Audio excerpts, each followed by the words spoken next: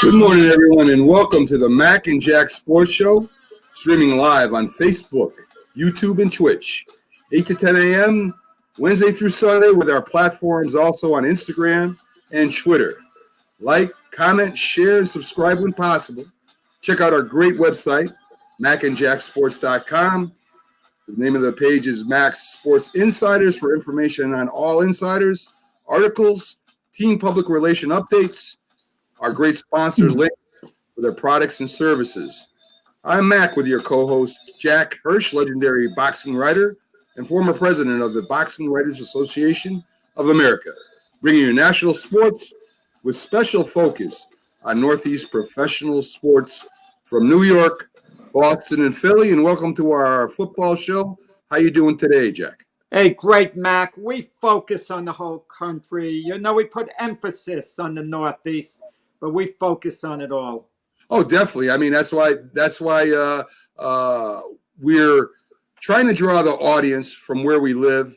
We got a lot of great sports teams out here. And this is, covering the Raiders would be a little bit more difficult for us, than covering the Giants, Jets. But we do got to talk about the Raiders in the game last night. Do. They blew to the Miami Dolphins. Yes. Thanks in large part to Brian Flores adopting the policy I've been talking about for weeks, where Byron Williams, Keith Eddick, our regular contributors, yourself, if put down, going to the bullpen, he said.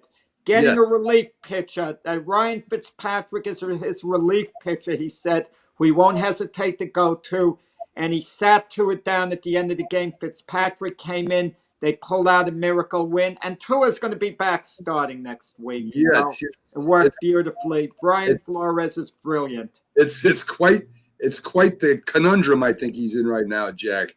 Because, of course, I disagree with your relief quarterback theory. It might work good in regular season, but when the playoffs come along and they're playing the Chiefs or they're playing one of the higher rated teams and they decide to put Fitzpatrick in there and try to change up when Tua's having a bad game, it's just not going to work.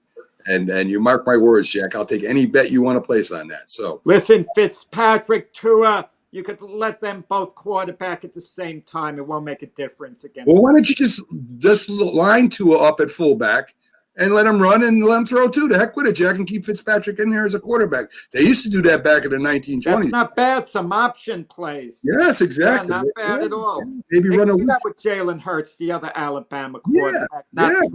Maybe run a somewhat mobile, not as mobile. But listen, Brian Flores. He likes that philosophy. It made me feel good. See, the problem they're going to have, Jack, is we already know what Fitzpatrick is. Fitzpatrick can play one game and throw for over 400 yards, and he can play another game and throw for 4 interceptions. So we already know we have a reading on Fitzpatrick in his past, what kind of quarterback he is. That's why he's not a starting quarterback. Well, Mac, but the big story isn't the move that Brian Flores did going to Fitzpatrick late in the game. It's John Gruden electing not to score a touchdown, to go for the field goal because he didn't want to leave time on the clock for Miami, and it backfired. And Gruden it's fierce what's going on in social media, the criticism he is getting and so on. But to play devil's advocate, in fairness to John Gruden, with 19 seconds left in the game, the amount of time that Miami had, in the last 20 years, only one other team had come back and won with that deficit. So statistically, everything was in his favor for that to be a good move. Okay, so since you jumped in on that, Jack, let's get to the update from the Saturday's games. Of course, the Bucs destroyed the Lions 47-7. The 49ers beat the Cards, hurting their playoff chances 20-12. And of course, we had the Raiders game. So, with the Bucs, Brady threw for 4 touchdowns. It looks to me they even put a backup quarterback in there, Blaine Garoppolo, who threw for 2 also, Jack. So they were really putting on the Lions. Stafford got hurt, and the other quarterback in the offense of the Lions just sputtered out. Mike Evans had 181 yards. with 2 touchdowns. Gronk had a couple touchdowns, and even Antonio Brown caught a touchdown, And Jack. if you saw they pass that Tom Brady threw to Antonio Brown in traffic, he threaded the needle and he threw a laser. Yeah. Tom Brady looked terrific. The ball was spread out all over the place. And one word could describe the Tampa Bay Buccaneers yesterday: happy.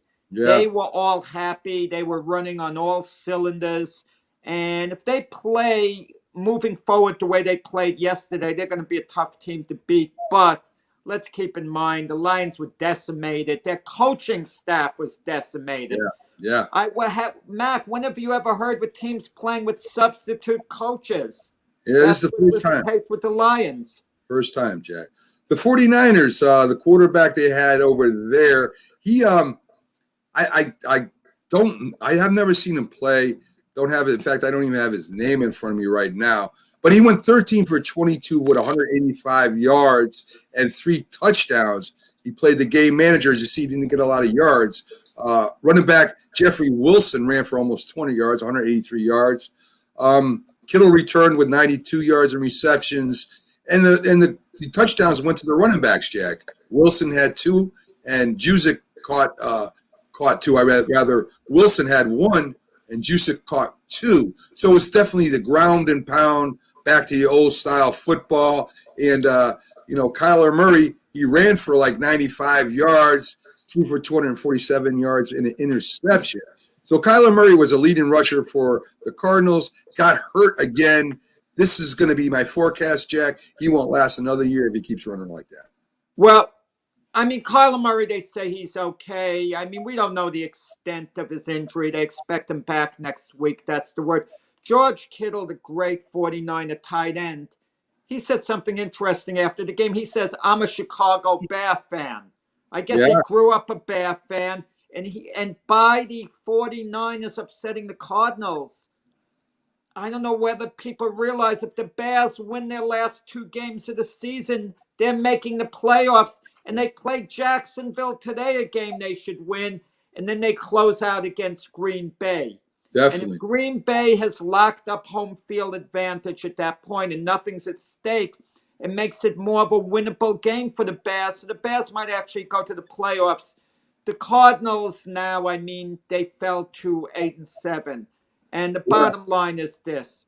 The Cardinals aren't as good as people made them out to be. They were a very charismatic team. You know, that Hail Murray play took the Cardinals to another level in people's minds.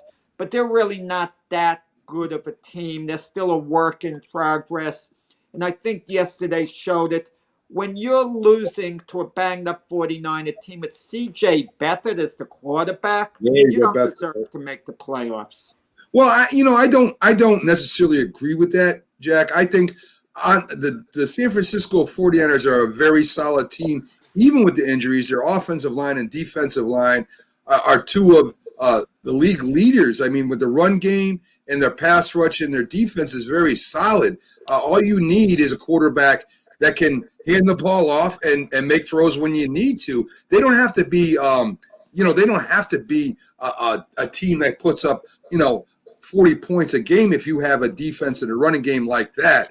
That's just old-style football, Jack. The Cardinals, I don't think, are like old-style football.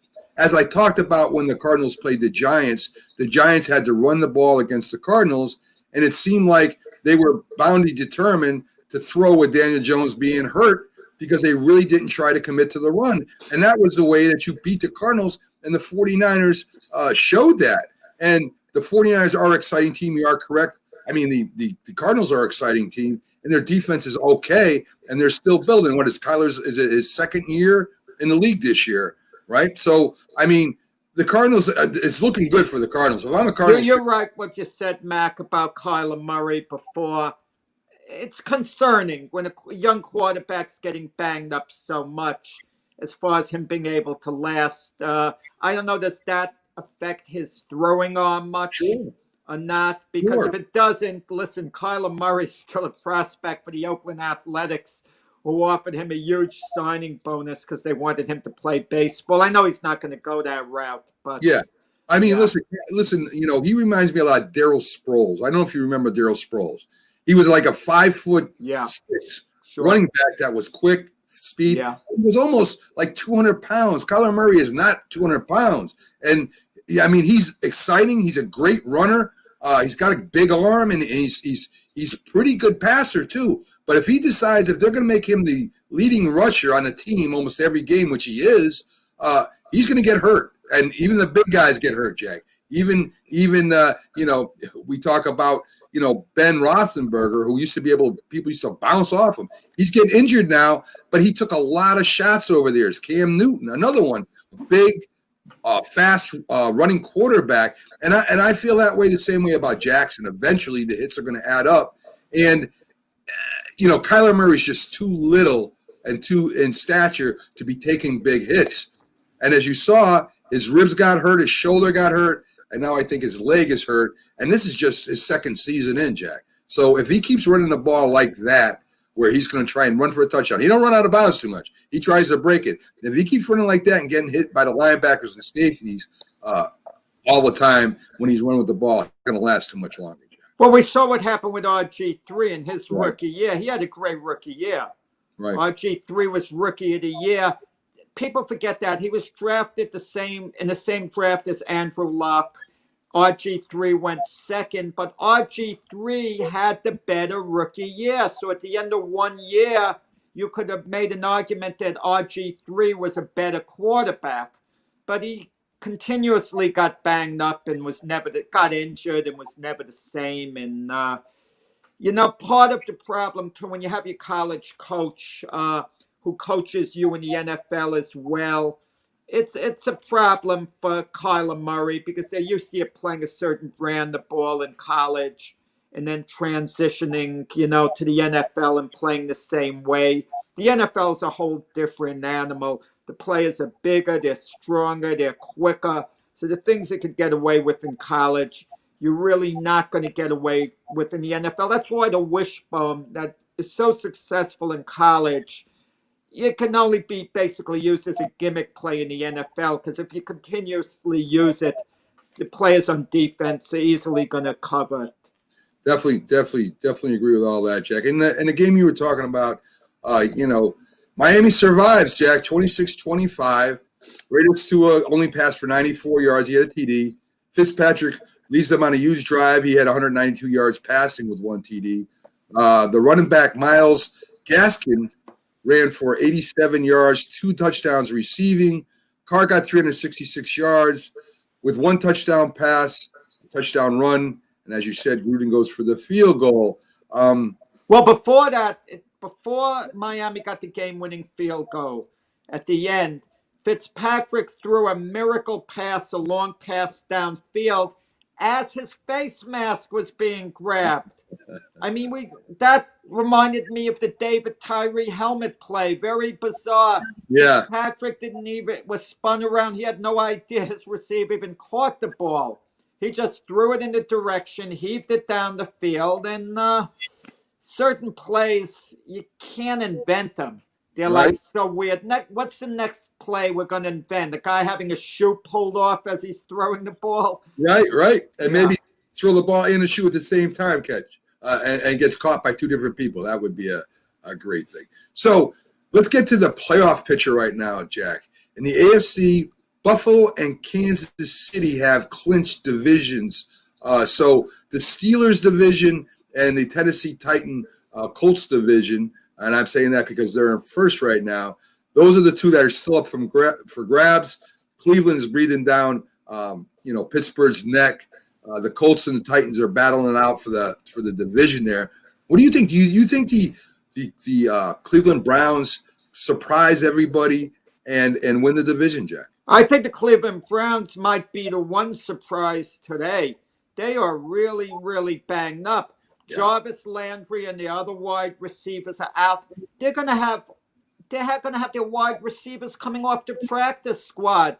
Yeah. No names for Baker Mayfield to throw to. Now, I know he throws to them in practice some of the time, but still, I mean, these guys, they are undermanned. So Yes. basically, it's the Brown JV team to an extent against the Jet varsity team. The Jets have a legitimate chance of winning this game. They might, if they could shut down the Cleveland Brown running game, the Jets are going to keep the score down. And the Jets, they have a heck of a chance of actually winning today. Yeah. Winning. I don't Yeah. mean being competitive, but winning. Well, you have 6 Browns that will miss the game just because of COVID, Jack. I mean, I even count injuries, so I mean they'll be missing Yeah. a lot of their team. So yeah, the Jets do have a realistic chance of getting the upset today. The Colts and the Titans. The Colts, I think, to me, from the eye test, Jack, they look like the better team. I mean, when I watch both teams play, of course, you got the train over in Tennessee, but it seems to me that when I watch the games, it looks like the Colts got the better overall team. It looks to me like they got a better defense. They We got mean a. the Colts at the Steelers today. No, I'm saying to Oh, clinch that yeah, division. The eye test. I think the Colts, Jack. I mean, from what I've yeah. seen. I mean, Something about the Indianapolis Colts. We talk about all the glamour teams. We've been talking about all year Kansas City, Buffalo's charismatic, Tennessee, of course, the Pittsburgh Steelers when they won 11 in a row. right? Somehow the Indianapolis Colts have always slipped under the radar. It's like they're ready to. It's like they didn't mind being in the background. They didn't mind the lack of respect. But come playoff time, they might be ready to swoop in. They might be the team to make the run last year, kind of the way Tennessee did in the AFC Yeah, playoff. yeah. But it was Tennessee's misfortune to run into a powerful Chief team. Otherwise, the Titans would have went to the Super Bowl. But Indianapolis looks like if anyone's going to be the surprise team this year, it could be the Indianapolis Colts. Now, I know part of our debate yesterday, we discussed who would be the surprise team to upset the Chiefs if Right. the Chiefs are going to get bumped out of the playoffs. And I said Buffalo. But on reflection, if I'm looking for a real dark horse, I would think the Indianapolis Colts. I mean, just something. There's the Indianapolis Colts are one of the few teams whose offensive line has been extremely consistent all year long in protecting the quarterback. That allowed for resurgence of Philip Rivers, and even their backup, Jacoby Brissett, has played well when he's been in there. And they got a great coach. And, Frank Reich has been Yeah. around and knows how to maximize talent. Look, Carson Wentz even played well when Frank Reich was the offensive coordinator of the Eagles. As soon as he left, Carson Wentz's performances suffered. So there's something about the Colts. And, they make plays like their linebacker, Darius Leonard, last week.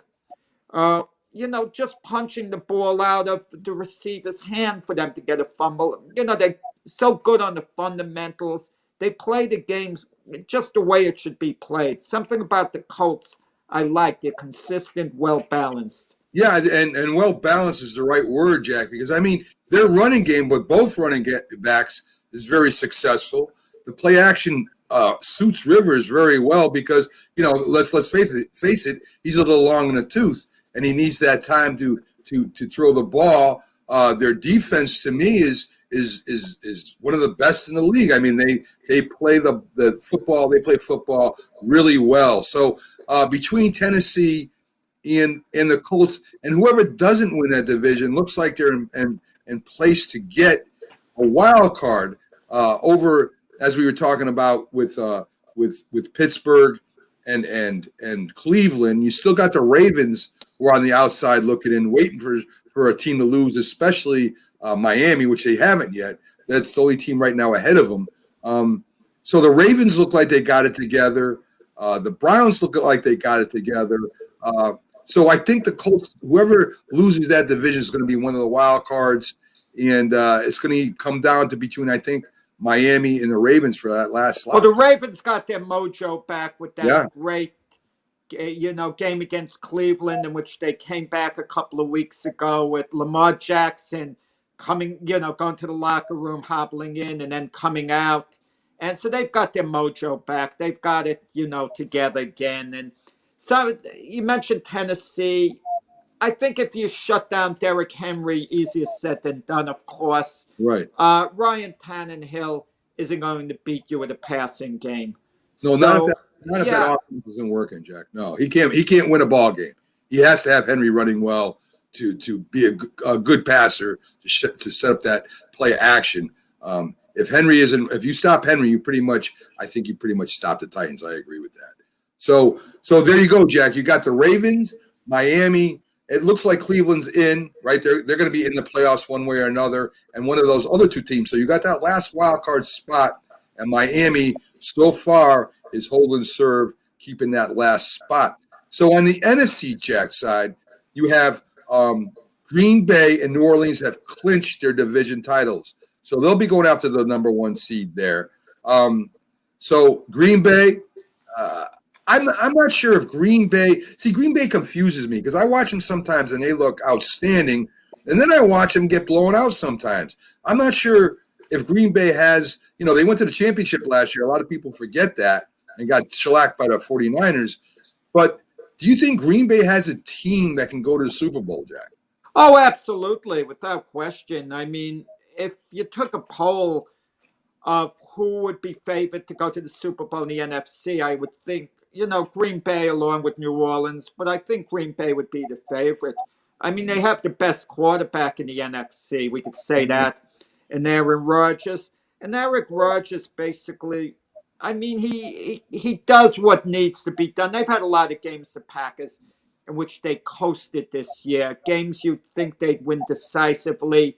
They would be doing just enough. And if any team is peaking for the playoffs, just has their eye on it long range in the NFC, it would be the Packers, much as the Chiefs have it in the AFC, knowing that they're going there. And, when they played the Carolina Panthers last week, Rodgers only attempted 4 passes for more than 10 yards. Yeah.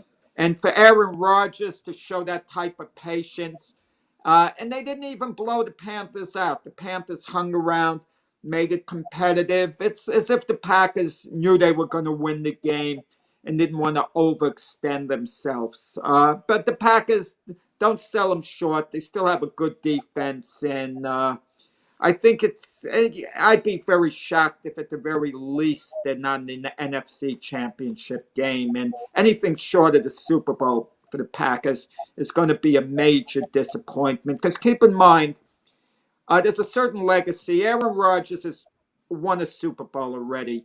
But if he's only going to retire with 1 Super Bowl, I don't think that's going to make him happy. The same with Drew Brees, who's only won 1. Yeah. So these are 2 veteran guys who badly want that 2nd Super Bowl. For Brees, my guess is it's his last season. I can't say for sure. Rodgers seems like he wants to play for years to come. He's going to follow the Tom Brady blueprint. As long as he can play, he's going to keep going, and going. Yeah. I mean, look, I think that New Orleans is the one that I would pick to go to the Super Bowl this year since Brees finally looked like Drew Brees last game. Maybe he's over his injury. Maybe for some reason he's got his mojo back. New Orleans looked outstanding. Well, they're holding Michael Thomas out, the Saints, their great wide receiver, till the playoffs. Yeah. Because that's the idea. Everything comes down to the playoffs. And Sure. The Saints and Packers have the novelty to know that they're going there. Packers look like they're going to be the team in the NFC to get the bye. Never underestimate the value of a bye, having to play 1 less game, because that's when you have a bye, it's like you automatically won that weekend. Yeah. You got to 1, plus you can rest your players and look forward to the next week. So to me, the bye is so crucial. Yeah, I mean, listen, you got a great point. As long as they don't get rusty in that time, and the other team, it comes in hot. I mean, that's happened before too. But I agree with you. A bye is better than having to Well, I play. got to tell you something funny with my Jet team a lot of years ago. They were 10-1 during the Ken O'Brien time, 10-1. And then they looked like they were headed to win the division and have a bye. They lost their last 5 games of the year to finish 10-6. And when they lost that last game of the year, it meant they could no longer get the bye. They had to play an extra week. And in that extra week, the first playoff game, they beat the Kansas City Chiefs. So by not having the bye, it allowed them to straighten out their problems after losing Yeah. 5 in a row. And then the following week, they're beating the Cleveland Browns 20-10. And that's Amen. the playoff game in which Mark Gastineau hit the quarterback late.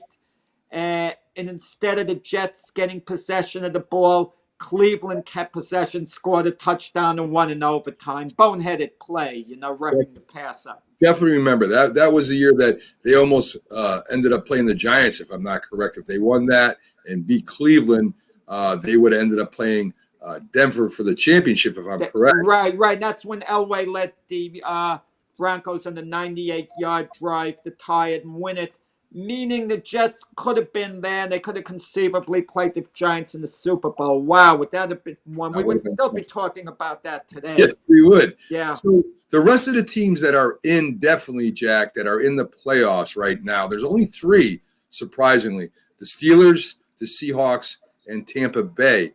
Out of those 3, Jack, the Steelers, Seahawks, and Tampa Bay, which one would you be worried about playing right now? I mean, Tampa Bay had a great win, of course, yesterday, and it would be easy to say them, but maybe it's so. Would that be the team you would be worried about playing right now? Simon and Garfunkel, what did they sing? Where have you gone, Joe DiMaggio? Right. Where have you gone, Pittsburgh Steelers? The NFL turns its eyes to you. I mean, Yes. What's happened to the Steelers? They Jack, lost their last 3, but the game before that, which they won, Mike Tomlin ripped into his team for how poorly they were playing after they won a game. Mike Tomlin's a great coach, but they responded to Mike Tomlin ripping into them by even being worse. Losing Jack, 3 in a row. The I think Steelers went from a potential unbeaten season to not even being considered a Super Bowl contender. Now, yeah, they're going to be in the playoffs. They've clinched their spot. But what's happened to that team? Big Ben is all of a sudden looking old and slow, and just the defense isn't. Defense is giving up points. You can move the ball on them, and I don't look at the Steelers as a threat right now. But one thing we should know about the NFL: teams do straighten out and recharge. 3 weeks ago or so, we thought the Ravens were cooked. That even if they somehow stumble into the playoffs, they're not a threat. But now we kind of feel they got their mojo back.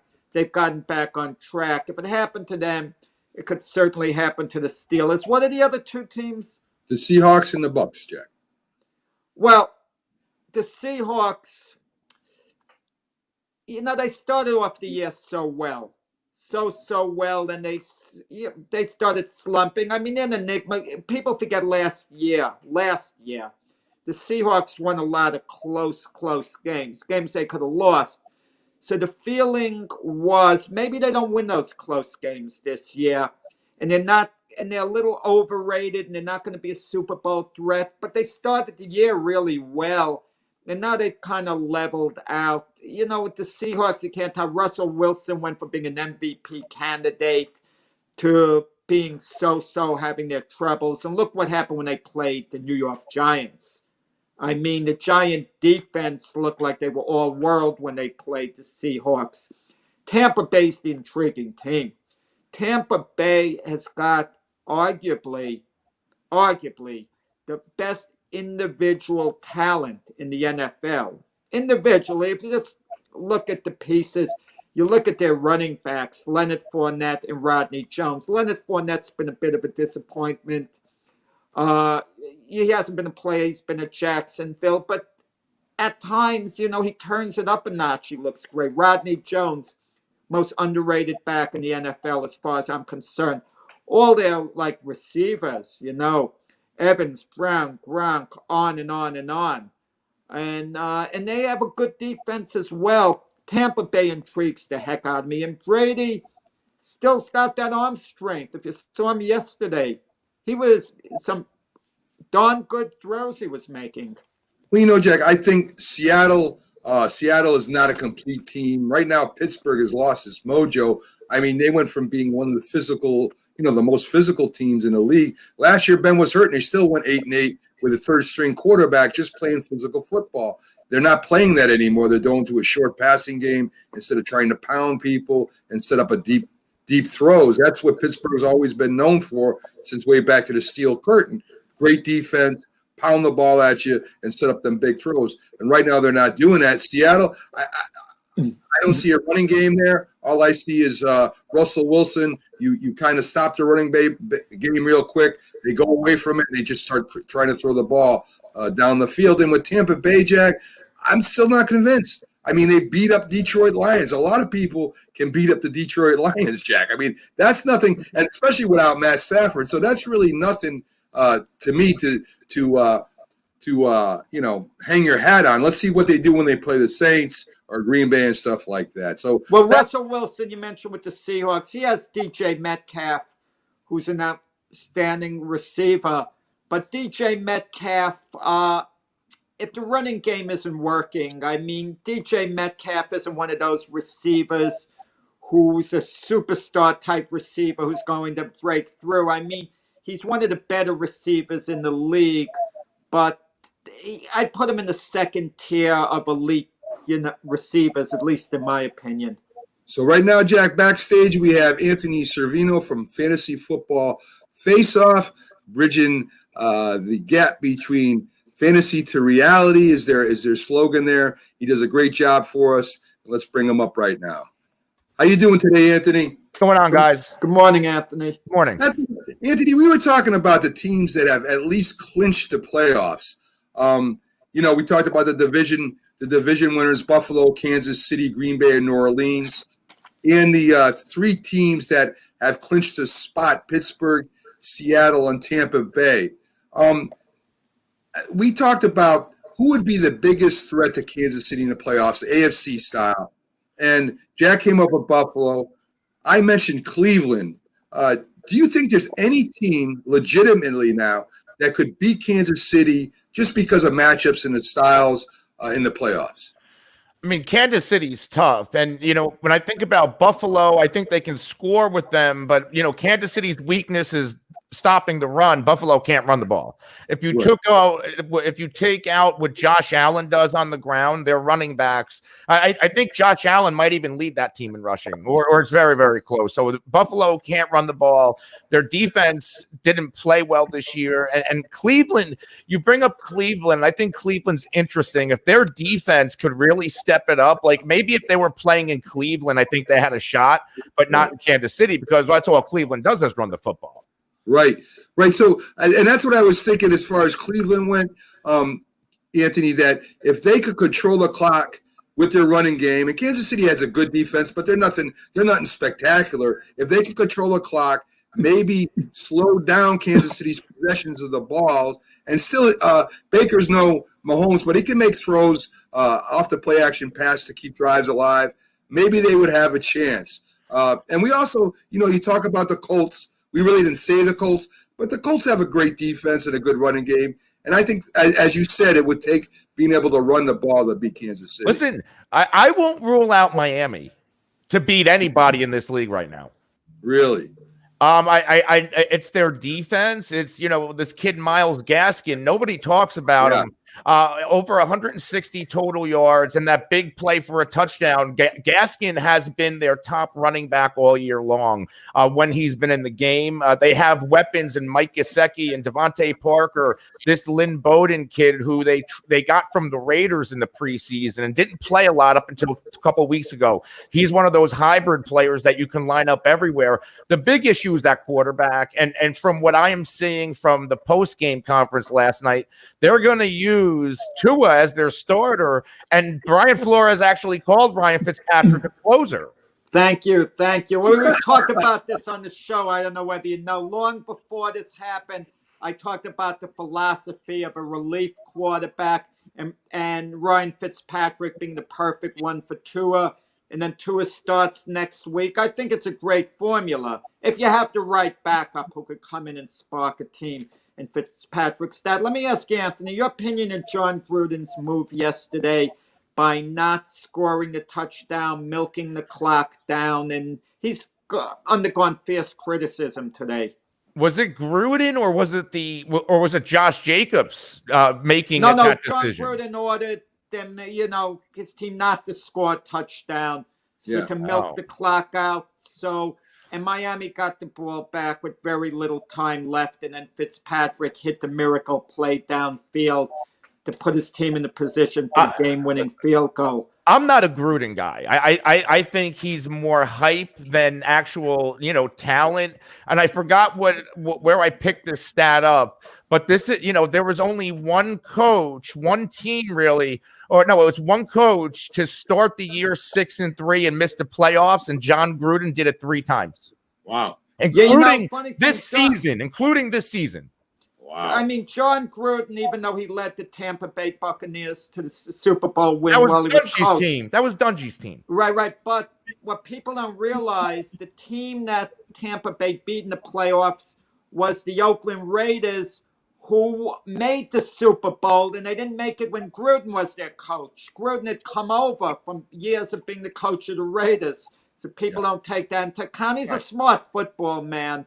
But the problem, when someone talks philosophy over and over and over, it doesn't translate into them being a great coach. And I won't put Gruden down, his coaching ability and so on. But sometimes these coaches overthink things, and I think that's the case with what happened yesterday. So we got in the NFC the division clinchers. Green Bay Packers and New Orleans, and of course, we've got the Seattle Seahawks and Tampa Bay have clinched playoff spots. I don't know about the NFC this year, Anthony. I mean, some days New Orleans looks like they're on fire. Green Bay plays well one week, and then they put up a stinker. Seattle is just not consistent. Tampa Bay. I don't know what it is about Tampa Bay. I know they got a great, talented team, but they can't beat New Orleans. So, what do you think about this year in the NFC? Who do you like to really get in there? I mean, they're probably going to play Kansas City in the Super Bowl. The best team to play Kansas City to me would be New Orleans. What are your thoughts? Maybe like that NFC playoff picture, like we know Kansas City and what they can do. I don't know anything about the NFC. Yeah. The Saints, that defense is not the same with Drew Brees. I don't know why, but if you look at when Taysom Hill was in, that was the number 1 defense in the league. And then they slipped against Philly a little bit, gave up 24, and then they've collapsed since. We also know that Drew Brees, that arm, the way he threw the football, Kamara had 6 touchdowns. That's overshadowing the fact that Drew Brees had 2 interceptions and it could have been more. Every year, this guy's arm falls off when it matters. I personally think you go to Taysom Hill right now from the Saints. But Green Bay, I think Green Bay is that one team that can do everything. They're a top 2 scoring team in the league. They can run. You have Aaron Rodgers. They can pass the ball, and their defense, as long as they have issues with the power running teams, but that defense can hold their own. I think it's Green Bay. And I wouldn't rule out the Rams or the Buccaneers. The Rams, I have more questions on offense than defense. But the Buccaneers, you bring up Tampa Bay, they played the hardest part of their schedule early on, and that's why down the stretch we are seeing them dominate teams that they should be dominating. Sure. Like I would be worried, like I heard you say when I was on backstage, that that this win over the Lions isn't anything to hold their hat on. I would say that if they won 24-17, they dismantled them, and that is those type of wins that Tampa Bay should have. And I'd be worried if they didn't. And in 2 of the past 3 games, coming off the bye, they've held teams to 2 offensive touchdowns, which was Minnesota in that offense. And then yesterday, the Detroit, that was 7 points from the special teams. So that defense is playing better. And Tom Brady close to 1,000 yards, 2 games with over 348 yards, and an 8-0 touchdown to giveaway ratio. This is what I expect from this team. But Anthony, he quarterbacked against the Vikings defense, which is not a great defense, and Detroit's defense has a lot to be desired too. As you saw, teams can run and pass on Detroit all day, and without Matt Stafford, of course, with him getting hurt, Detroit wasn't scoring any kind of points. But you mentioned against Minnesota, whose defense is young. They're sure not the Vikings of old, and the Lions defense is terrible. So all I'm saying is when Tampa Bay has played the really good teams, they don't look the same as they did against Detroit. That's all I'm saying. Yeah, and even, the two losses before the bye, they 27-24, 27-24 to the Rams and the Chiefs. They were in those games. True. That's true. But, Anthony, does any other team, with the possible exception of the Kansas City Chiefs, have the individual pieces in the skill positions as good as the Tampa Bay Buccaneers? I mean, when you look at the individual pieces and go down the names, it's mighty impressive. I think Tampa's the only one that can match up skill positions, even defense and the offensive line. Like Tampa can match up with anybody. Right. It's just a matter of, were they forcing the ball to Antonio Brown too much? Because now it seems like he's clicking a little bit. Ronald Jones and Leonard Fournette, they can run the football. You got to commit to one. Yeah, very true. Very true. So, Anthony, can you give us the best bets coming up this week in fantasy as far as quarterbacks, running backs, and receivers? Well, we've had a lot of games played. Four games. That's 8 teams out. But obviously, a lot of the fantasy production, that Green Bay game on Sunday night. I love Aaron Rodgers, and I even like Ryan Tannehill in this game. The over-under is sitting around 55, 56 points right now, and I know that weather can be a factor, but even in a blizzard, we know Aaron Rodgers can put up points. I'm not worried about that. But so I think you put both of those quarterbacks out there, and also Lamar Jackson against the Giants. Lamar Jackson, ever since he's come off the COVID list, he's playing like an MVP again, and I think he's going to have a field day. Yeah. How about a running back? Who do you got besides Jamal Jackson? Go ahead. Derrick Henry. Derrick Henry is getting a great, I talked about that a little bit a few minutes ago about you can run against this Green Bay front seven. They struggle against power running teams, which is why they were dominated by the 49ers in the playoffs and in the regular season in the past 2 years. I know that Green Bay won, but that was a beat up 49ers team in 2020. I also like both running backs on the Browns. The Browns have 3 starting receivers, or at least 2, and then, their number 3, they're all out. They're all close contacts on the COVID list. So we're going to see a lot of Kareem Hunt and a lot of Nick Chubb today. I'll tell you, it's interesting, too, with the Arizona Cardinals getting upset by the 49ers. If the Chicago Bears win their next 2 games in the playoffs, and if they win their next 2 games, it probably means that Mitch Trubisky would have played well. Now the Bears have to make a decision. Are they going to sign him to a long-term deal or what? They were looking to conceivably get rid of him a few weeks ago. And now he might be their franchise quarterback. It all comes down to the next couple of games, perhaps. If they somehow get into the playoffs, do you have to give him a deal? Because his career record as a starter, I'm trying to pull it up, it's not bad. And I know that he doesn't look like a quarterback. Like he's not very good, but he wins football games. Same situation as Ryan Tannehill was a year ago. No one would ever thought he'd be the franchise quarterback for any team. He couldn't quite cut it at Miami. His situation there was somewhat similar to Trubisky's with the Bears. He goes to Tennessee, and they give him a massive deal, and he's their guy. And right now it's working out for them. I mean, Trubisky's 28-20. And outside of his rookie year, when he went 4-8, he went 11-3, 8-7, and right now he's 5-2 as a starter this year. That's not bad. Not bad. That might, a lot of people might eat crow if Trubisky turns around, say within the next couple of years, and start really putting up some stats, because a lot of people have written him off saying he was a bust. Listen, I think the issue with Trubisky is that he needs a running game, and ever since they got rid of Jordan Howard, that running game hasn't clicked. But now that David Montgomery is playing the best football of his career, and I think that goes hand in hand with Mitchell Trubisky's play. I definitely agree with that. On wide receivers, who do you got for today, Anthony? Your usual guys, Devontae Adams, he has a great matchup against Tennessee. Their defense is a really big issue, especially in that secondary. I think a guy like Stephon Diggs against New England, people might be worried about the matchup, but Stephon Gilmore's out for the year. I think Stephon Gilmore could have a field day against the New England Patriots on Monday night. So let's get to the big three games. I gave you one that already played yesterday, so I'll change that up. First, let's start with the Rams in Seattle. The Rams seem, as you said before, to give Seattle fits. I think you said that on a show previously. The Rams seem to have a better overall team. They lost to the Jets last week, so they should be embarrassed enough to come out and fight a little bit. Seattle, I don't know, Anthony. They just don't seem to have that running game, that defense that, with Jamal Adams going over there, we thought Seattle's defense may be great this year, and they seem to depend on Wilson too much, especially at the end of the game. What do you think? Do you think the Rams are gonna take it to Seattle?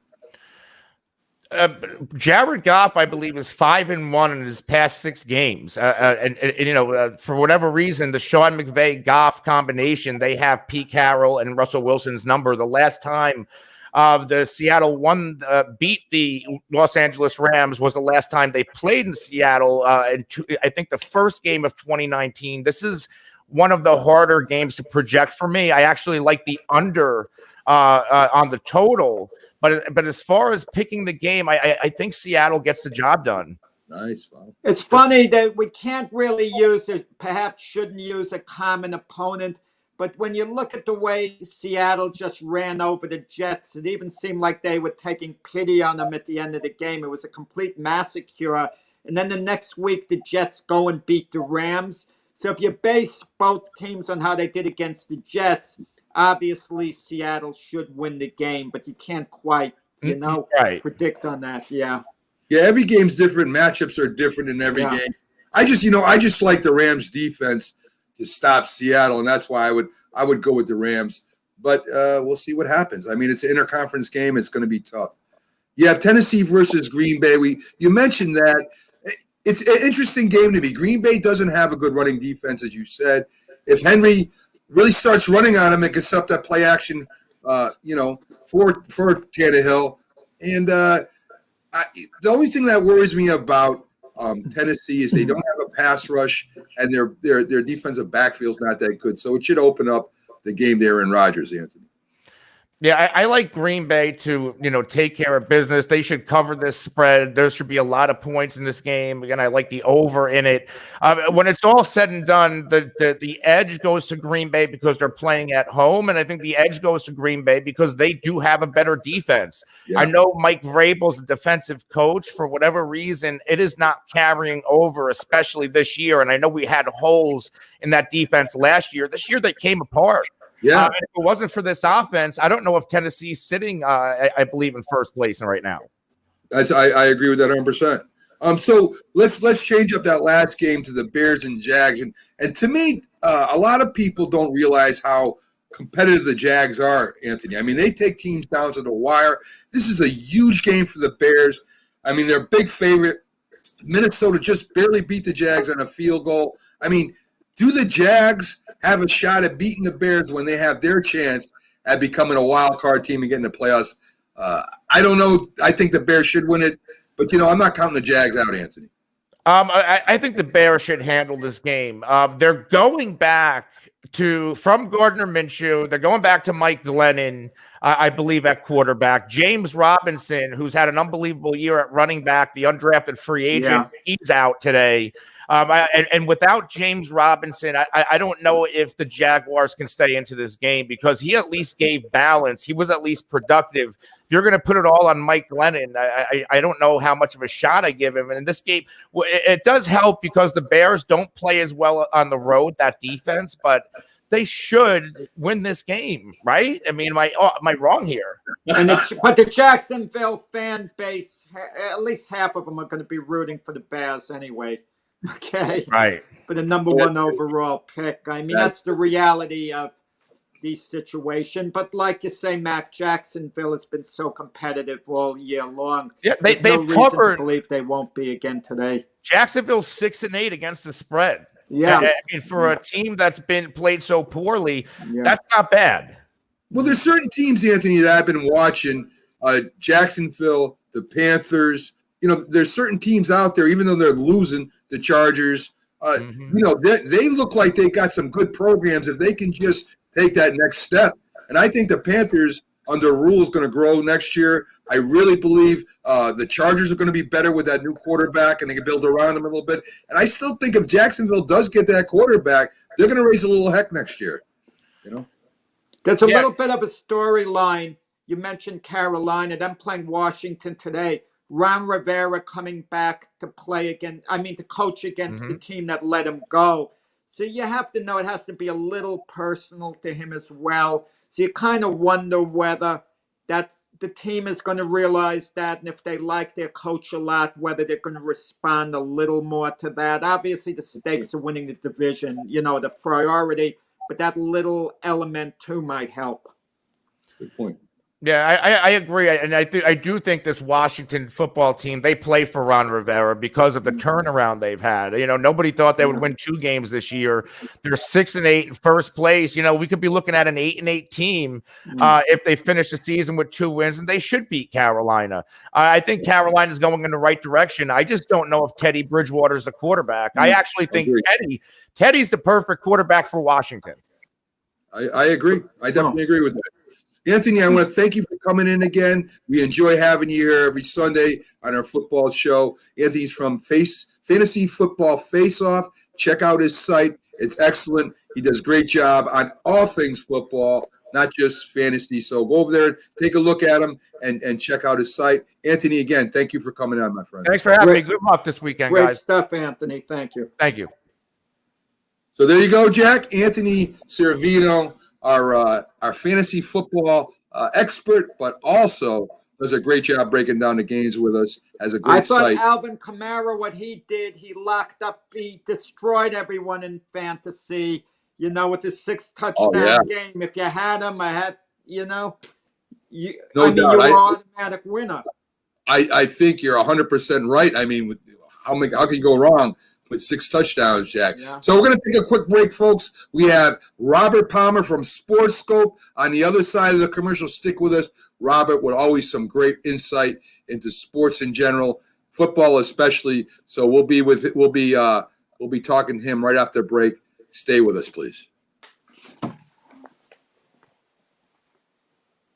If you served honorably in our nation's armed forces and you're looking for a way to continue serving your fellow veterans in your community, then join AMVETS. Each year, AMVETS members volunteer millions of hours at VA healthcare facilities from coast to coast, helping to improve the lives of their fellow veterans through the VA Voluntary Services Program. AMVETS posts and departments also participate in a wide variety of community service projects, ranging from Americanism in our schools to supporting the Special Olympics and Boy Scouts of America.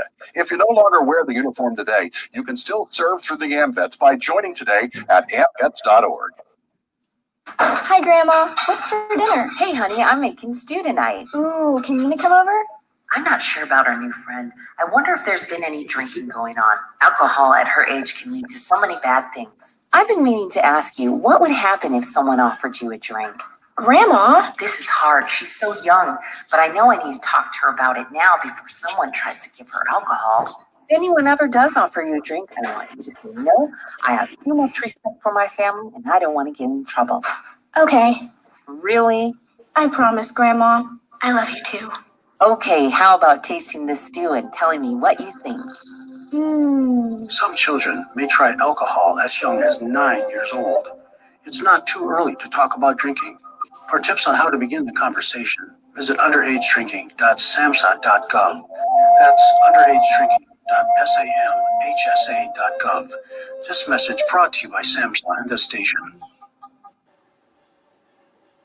When you hear the word asthma, you probably think of shortness of breath, coughing, or inhalers. Lots of things can trigger asthma, but the fact is that asthma doesn't just attack, it can kill. But with proper medical management, asthma is controllable. If you experience shortness of breath, wheezing, tightness in your chest, or persistent nighttime coughing, You may have asthma. See your doctor and get the facts. You'll breathe easier. For more information, call 211 Info Line. A message from the Connecticut Department of Public Health, keeping Connecticut healthy. If you talk and they will hear you every single time. Oh, we're getting killed. Yeah, well, Kyle's not here. How come? Kicked off the team. Didn't Tim tell you? Found some other kids got caught drinking beer in the park a couple of nights ago. Really? Yeah, 0 tolerance. He's out for the season. Come on, it's a first offense, right? That we know of. But why should that matter? He knew not to drink. I made it clear to Matt, that's what we expect from him. What have you said to Tim? Nothing really. You know, a lot of kids try it at this age, so. Yeah, well, a lot of kids don't try it too. I'm not saying that Matt's going to be this perfect kid, but if I don't tell him what we expect and why he shouldn't drink, how's he going to know? You think kids that age really listen? They never admit it, Bill, but they hear more than you think. Talk. They hear you. For more information about talking with kids about underage drinking, visit underagedrinking.samhsa.gov. Try.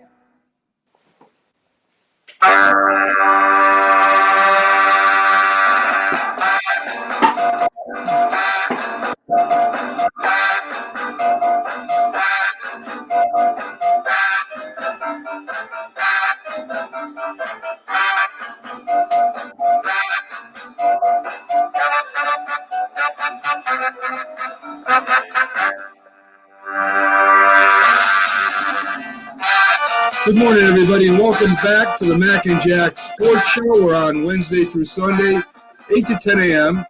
You're here with our football show today. And Jack, my assistant producer, just told me that I called our next guest Robert Palmer instead of Robert Butler. And Robert Palmer was one of my favorite rock and roll singers of all time. He was so cool. He was simply irresistible, and that's what Robert Butler is. He's simply irresistible also, always looking dapper in his great suit, always trying to outshine us, which he does. He doesn't even have to try, Jack. Even if he didn't have a tie. Mac, I heard you say Palmer, but I'm so used to correcting you. I decided to let it go. I don't want to make you look. I hope it would go. Robert Palmer, listen, Robert Palmer always had that tie. Yeah. Yeah, I love that song. Yeah, he was great in the 80s, man. Oh, Jesus. I mean, I thought he was the coolest guy in rock and roll growing up. You know, he wasn't one of them grunged out guys wearing the ripped T-shirts and the jeans. He was always dressed to the nines, always had girls, sharp-looking girls on his videos. Bad Case of Loving You was my favorite song by him, and then Simply Irresistible was Dynamite. Right, the Dr. Pepper. Yeah, you know, it makes me think about Carson Palmer. I said, well, no relation. I was going to mess with you. I was like, no relation, you know. But I know a little something about quarterbacks. I ain't know Carson Palmer, his brother, who evaluates them now. Yeah, so, my assistant producer, Linda, goes, you know, you just called him Robert Palmer. And I said, well. Hey, that's a good compliment, man. Hey, what is that link that you guys use for here? What is that called? What does that NSSP stand for? I've been trying to. Well, that will be it. Will be part of a network, and you'll be joining it too. It's called it's NSSP.net, and okay. And Robert's speaking of the new upcoming network that we're going to be on called Northeast Streaming Sports. And it's going to be exciting. We're going to have a lot of different shows to the Northeast, all different broadcasts that will be combining together, trying to get you they're going to try and get us up to 24 hours of streaming shows. Okay.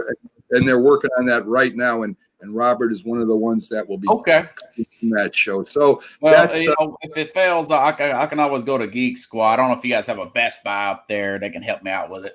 I've been having to go to them, use them for other stuff. I'm young, but I'm still a little new to the streaming, man. Brother. Well, if you just do a Facebook search at N.E.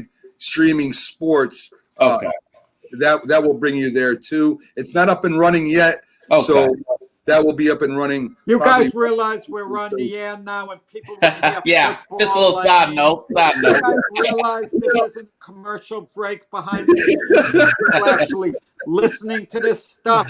Right. Well, let's talk about growth for the show. Some of the big shows do that, you know. Yes, they do. And I mean, it's good to advertise. They talk about stuff, philosophy, you know. Should you tip? How you feel about the tip jar that's out there? Should you give a tip? Mac and myself were talking, before the show, we were debating what we like more, donuts or muffins. Stuff like that to chatter about. Sometimes they talk about that on the air. Maybe too much, though. You're right, though. Some yeah, of the okay, big shows, yeah. I like blueberry muffins, by the way. So now he's telling us we shouldn't be talking about that. Yeah, no, I mean, I thought I'd slip it in there before we went to sports. Yeah. So, Robert, we have on each week, folks, to talk about some topics. This week, I kept it strictly to football. We normally go off and we talk about anything in sports, but this week we've limited it down because, of course, there's a lot of football going on right now. Let's start with the first one. Do you feel that Carson Wentz will even be with the Eagles next year, Robert? You know what? My guess is he probably won't. I think they're going to try to trade him. Everybody's talking about in and out. I went back and looked at Phillip Rivers. He's not under contract after this year. They've got a lot of money under the cap. You got the former offensive coordinator, Frank Wright. So I think that would be a good destination. Now, taking on his contract, if you really want to get rid of the guy, offer a third round. But maybe the Colts, maybe you get a second round, or maybe Philadelphia asks for a second round. They can't cut him. It's a $59 million dead cap. They cannot cut Carson Wentz. Denver, you guys see how consistently inconsistent that what's the Denver quarterback's Drew name? Lock. Drew Lock is. You saw that last week against Buffalo. If that says anything. John Elway, really hard time drafting quarterbacks, better with veterans when he went out and got Peyton Manning. So those two spots would be two potential trade destinations. Other than that, they're going to have to deal with it. I mean, not unless you want to take that $59 million dead cap and be hard to field a team next year. I think, Rob, the answer will become a lot more clear in a couple of weeks. Let's see how Jalen Hurts performs. If Jalen Hurts plays poorly these next couple of weeks, is just so, Carson Wentz is going to be an Eagle next training camp. But if Jalen Hurts plays really, really well, then it's obvious Jalen Hurts should be the starter next year, and they're going to look to move Carson Wentz. But I can't see another team picking up the contract under any circumstance. So the Eagles are going to have to take somewhat of a big cap hit. Otherwise, they could just have Carson Wentz come to training camp, but that's going to be a mess if they have him competing with Jalen Hurts for the starting job, especially if Jalen Hurts finishes the year really well. How can you say that Carson Wentz beats him out next training camp? Because that would start the controversy all over again. It just wouldn't be a good fit.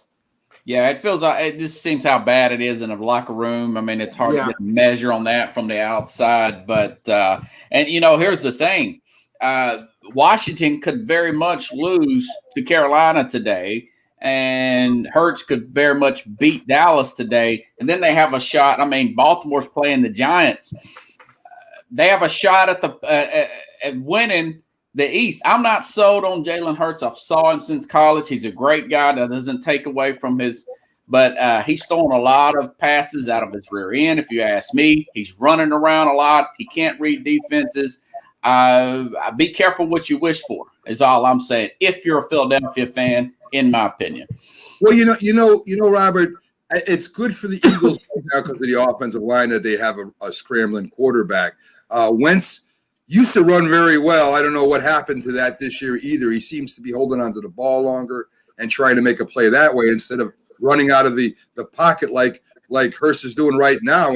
And I think the Eagles need what Hurts provides them right now as far as running the receivers open, if you know what I mean, where you do that scramble drill and the receivers just get to a spot on the field. Carson Wentz stopped doing that. I don't know why. He pretty much sat in the pocket and got hit or made some bad throws. He made some great throws too, don't get me wrong. But overall, his performance has really slacked off. The only way I can see, Robert, of them getting rid of him is if they pay part of that contract. Now, if they pay a third of that contract, maybe a team will take up the other bigger half and get a quarterback that was supposed to be an MVP. And I agree with you. The Colts would be a great spot.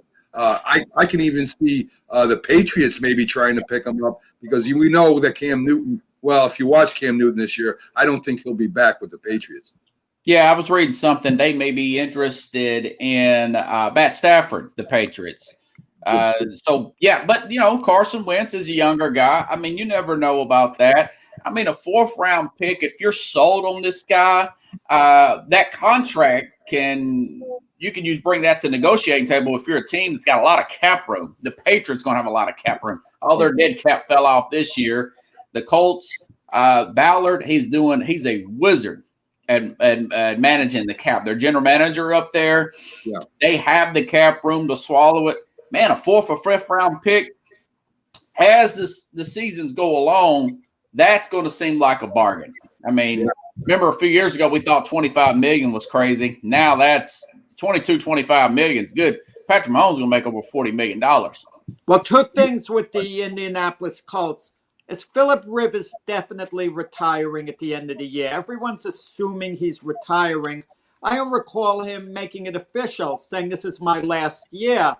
And if Indianapolis makes a serious Super Bowl run, Philip Rivers has never played in the Super Bowl, and he's going to be a future Hall of Famer. And that's something he wants pretty badly. So chances are he's going to want to stick around. And how can you tell him no? Because he's been successful with the Colts this year. Now, Frank Reich, the head coach of Indianapolis, was Carson Wentz's offensive coordinator, and Carson Wentz was very successful with the Eagles, during that time.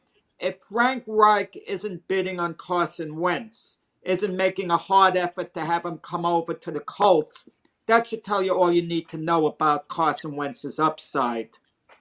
Yeah. And Rivers, I mean, I've seen, if you take Rivers, you get pressure on Rivers. I've seen him make a lot of mistakes. Traditionally, he falls apart this time of year. I like their chances today against Pittsburgh, don't get me wrong, but they know how old he is. They see him in practice. They may retire. He's not on contract past this year is what I'm saying. So it would be a good opportunity for them to move on. They're definitely not going with Jacoby Brissett there. We've already seen that. This guy is one of the most sacked quarterbacks in the league. So we'll see. I mean, change can do you good. I don't think Carson Wentz is completely washed up. I've talked about it on my program, Mac. Guys like Rich Gannon, Brett Favre. Gannon was 30-something years old and went to the Raiders, won an MVP one year. Kurt Warner, you guys remember them from the Giant years. I thought he was completely washed up when he was with the Giants. He goes to Arizona. He's in his 30s as well. They went all the way to the Super Bowl and almost won it. Really good Super Bowl there. But you had Eli Manning ready to take over for Kurt Warner, so there was no controversy. Everyone knew Eli Manning was the future. If you had an Eli Manning backing up Carson Wentz, then that you'd make the switch, no controversy. Yeah, but I thought Warner was past his prime. Yeah. I mean, he didn't look really good with the Giants there, I didn't think. Yeah. Different teams, different situations, different results. I agree with you as far as Philip Rivers on your take on him. I mean, he's had some really good teams with the Chargers, and they couldn't do it. It just seems like he's kind of cursed when it comes to the Super Bowl. And, of course, that's the ultimate goal of every team is to get there. So let me talk to you about, we saw a football game on Christmas. It was almost banned. I wouldn't say banned, but the NFL was pushed to not show that anymore. They came back and played it in 1971. It was because of the longest game in history where the Kansas City Chiefs played Miami. Miami won that in the end and ended up going on, I think it was to the Super Bowl. And a senator actually from Kansas put pressure on NFL. He was going to introduce legislation to ban it from playing on Christmas. Of course, he said time with the family might be hurt, the religious implications of playing on Christmas. And then they went ahead and did it again. What are your thoughts of football or any sport being played on Christmas, Rob? I've never had an issue with it. I've always looked forward to the NBA. Quite frankly, I wish the NBA would start on Christmas Day. I always thought they started too later. And, I'm not. I love Saturday football. I love watching these Christmas games. I think they are they're fun to watch. They fill up empty air time. If you're with the family, and you just like Thanksgiving, you got the football game on in the background. It's probably on mute. People are talking. You're looking at the big plays. Alvin Kamara, you mentioned him, Jack, earlier. 6 touchdowns. I mean, if you had him in fantasy, you're watching. Daily fantasy guys like me, sitting hanging around the family, you're peeping out, looking at box scores and gamblers. Even with their family, they're kind of easing over to keeping it on in the background. They're checking their phones. So the NFL is pretty smart about that. I wish the other sports would kind of copy them and how they do as far as doing the Saturday footballs, doing certain games, because they're filling up dead airspace, and that ratings seem to show that. I'm still a little annoyed at Sean Payton when Alvin Kamara had 5 TDs and they have the ball on the 1-yard line. He has Taysom Hill, quarterback, sneak it in. Let Kamara tie the record, which he would have broke late on. Yeah. And it's not just for Kamara, it's for the whole unit, because that makes it a historical game.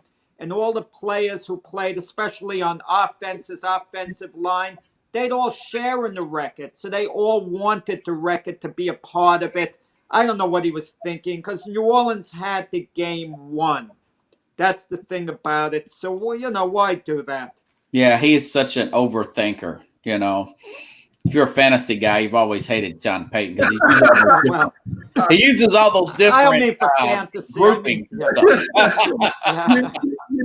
Robert, I disagree with Jack with that. I think, that's nothing new. As football goes, it's a team sport. The individual records are all well and great, but in the end game, you just want to win. How you score, how you win, what the records are. That's great for when everybody retires. But in that current season, you just want to win. What happens if they put Kamara, they run him and he gets hurt? I mean, there's so many different things that could happen during that play. I mean, spread the wealth around, let the whole team win, and let's give credit to that offensive line, because I'll tell you right now at my age, I played quarterback and I ran with the ball a lot. Right now at my age, I could have ran through those holes. Keep this in mind. It bothered Walter Payton the rest of his life when he didn't get a touchdown in the Super Bowl. Even though it was a blowout, they were blowing out the New England Patriots when Mike Ditka had Refrigerator Perry run the ball. And now Mike Ditka regrets that to this day. He wasn't thinking at the time. He didn't realize how it affected Walter Payton. So if Mike Ditka could do it over again, he would have had Walter Payton try to get the touchdown. But Mike Ditka basically was trying to stick it to Buddy Ryan, because Buddy Ryan said Refrigerator Perry was a wasted draft pick.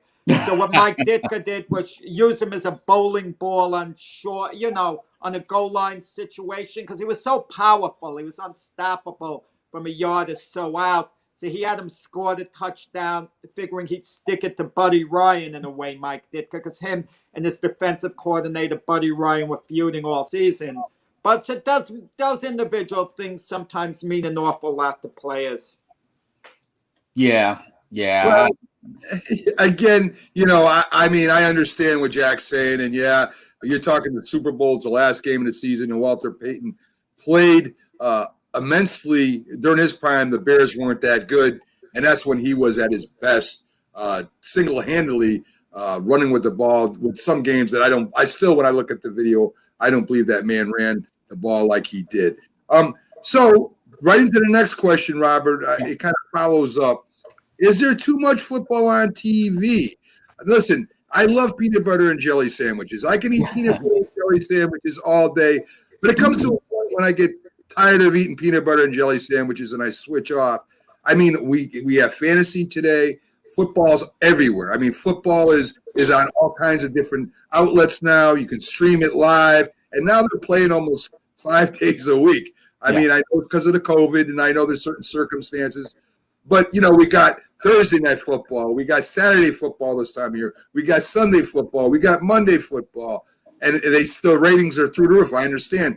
But will come a time where all of a sudden people start saying, I don't want to watch football. Well, as long as it's quality football not college football, not that we was talking about those bowl games the other day with the Outback Bowl or whatever, or the Pawn Shop Bowl. No, that's bad football. No, NFL games, as far as these Thursday games, my preference would be playing them after a bye week.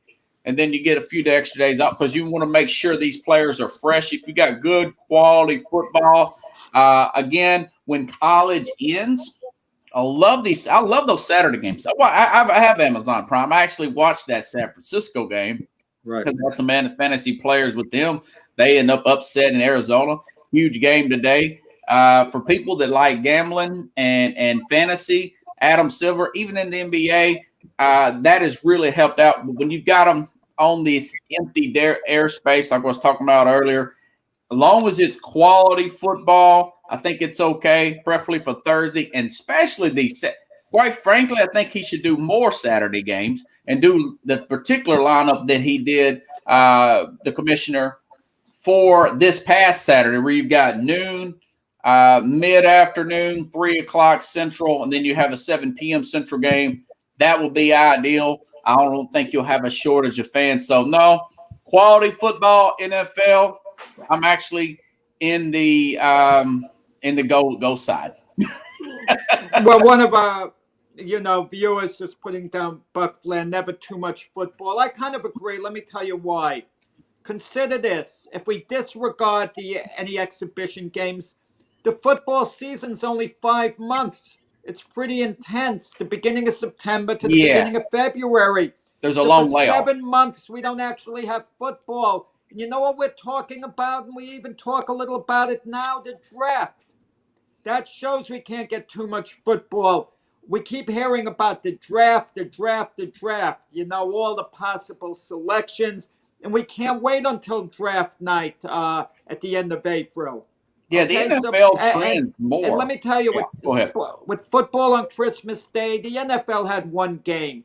The NBA had 4 games. 4 games. And my idea is, unless it's insulting someone from a religious perspective in some way, people have an option. Just don't watch it. And tell Buck Flair, the writer in there, that, a lot of kids do play video games. But when I was a kid, I was playing the Madden football game when I got it for Christmas. Or my nieces and nephews, if they got the new Madden for Christmas. So you can never get enough of the NFL. Like you said, Jack, primarily, I base my show around the NFL 365. We're talking about off-season workouts, training. That's just the NFL. That's not for every sport. So you can't get oversaturated with bad football, but good football, good storylines. I could talk about it 365. But Rob, but I got to tell you this. You do have to regroup. The Jets and Giants are both playing 1 o'clock Eastern time today. Yeah. I'm going to be intently watching those games. I'll see how it unfolds. If one game's a blowout and the other's close, I'm going to put emphasis on the closer game to watch. But especially you get a very draining game. It's hard to regroup for the next game coming on after that. I kind of need a half to get settled. So I'm not watching with the intensity I normally would, especially in the playoffs. I mean, you get a thrilling game that just ended. You're like wiped out, like the players in a way, and you kind of have to regroup. You need a couple of hours, I think. And emotionally draining sometimes. Yeah. As far as Saturday games go, and I agree with Buck Flair on this.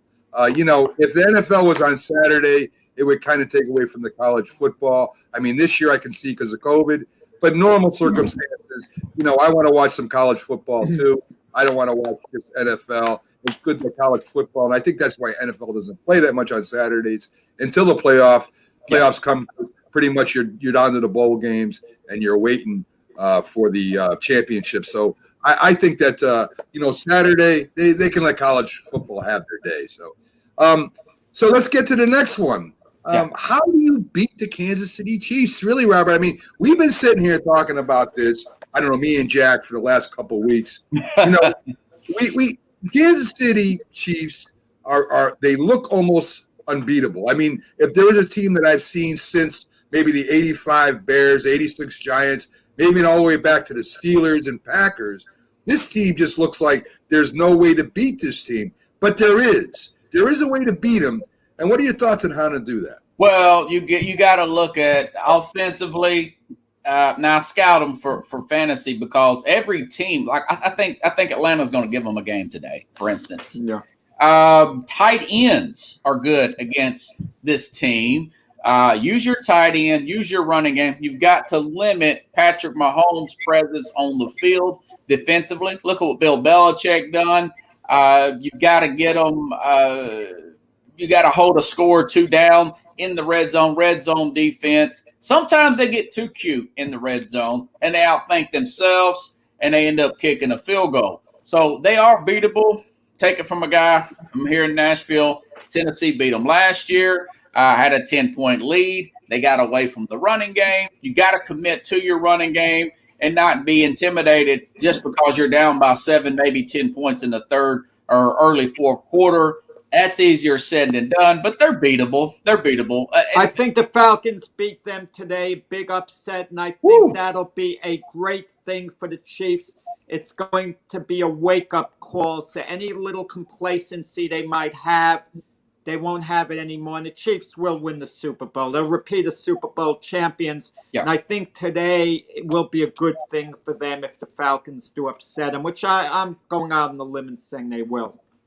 I just don't think the Falcons have a good enough running game to upset the Chiefs. I don't think you're going to They've win. got the offensive weapon. Yeah, they're not going to win a shootout. You can't beat the Chiefs in a shootout, Jack. I agree with Robert, and that's why I said maybe the Browns could beat. I don't know. Calvin Ridley, Julio Jones is your receivers. Matt Ryan is your quarterback. I don't think so. And Todd Gurley is your running backs. I mean, they have the firepower. Todd Gurley's used up, Jack. In fact, he even played Julio's out today, but Julio's out. Okay, that's a difference. I didn't realize that. Yeah, he will be out today. So maybe Brian Hill or Ish Smith or somebody would have to. They would have to get a big special team. You're going to need some luck if you're Atlanta, because they're notorious choke artists. As you saw them blow that lead against Tampa last week. Well, the record's deceiving. They lost a lot of close games early on. Jack crazy Falcons packed it in. Thank you, buddy. He's calling you crazy. The Jets won last week. A couple weeks ago. Listen, Buck. I've been. What happens? I mean, just going out on the limb here. I just feel the Falcons losing their first 4 games, and you're letting games get away.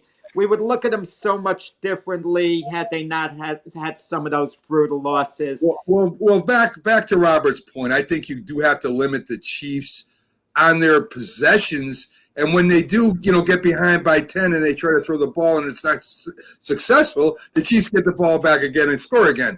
I think that you're going to have to run against them. You're going to have to control the clock. I think the Browns can do that with their running game. They have the best duo in the league. They got some good tight ends, and I think their defense is just good enough to slow down the Chiefs. So somebody like that, maybe even the Ravens get another shot at them and control the ball and maybe beat them. I feel the way you do. I mean, the Colts have a great running game. That's another team that might give them some problems. They're beatable. They're definitely beatable. But, man, I'm telling you, I haven't seen a team like this. I'm the most recent, I would say, since the Patriots on some of their teams. No, I think the Chiefs will win the Super Bowl. Just one quick thing backtracking to the Falcons. There's a lot at stake. If they should pull off the big upset today, Raheem Morris, the interim coach, would have a reasonable chance perhaps of staying on as their head coach. There's some talk about Marvin Lewis, who's actually at Arizona State, a defensive coordinator under Herm Edwards at Arizona State. There's talk about him being given a serious look by the Falcons for the head coaching position. And Marvin Lewis, you get to appreciate some people more on reflection, because when he was coaching the Bengals, they made the play. They were a perennial playoff team, and they always got bumped in the first game of the playoffs. And I remember Stephen A. Smith getting on saying Marvin Lewis has to get fired. This is after a playoff loss, because they could never win a playoff game. And so that I think there's a lot of subplots to a lot of these games, a lot of implications. Like we were talking, I think maybe a week ago, Darrell Bevell at Detroit. If he could win a couple of more games, the interim tag might get removed, but he was out with the COVID loss yesterday, which didn't help. So I think there's Raheem Morris, whether he could stay on as the Falcon head coach. A lot would be riding on a game like today. Yeah, team get way up for Kansas City. That'll be a fun game, guys. It's their Super Bowl. They look what Carolina did. They pushed them pretty hard earlier, and they got a really young team. So I just think though, if you stop Henry, Ryan Tannehill isn't as effective. I mean, he's got to have that play action pass. That's the type of quarterback he is. No knock against him. He does a great job with Tennessee. But if they don't have that running game going, and the Tennessee Titans can't get pressure on the quarterback, and their defensive secondary, I'm sorry to say, Robert, stinks. So, that's the problem they're going to have against the Chiefs. That's why I don't think they don't have the defense they had last year. Tennessee against the Packers today.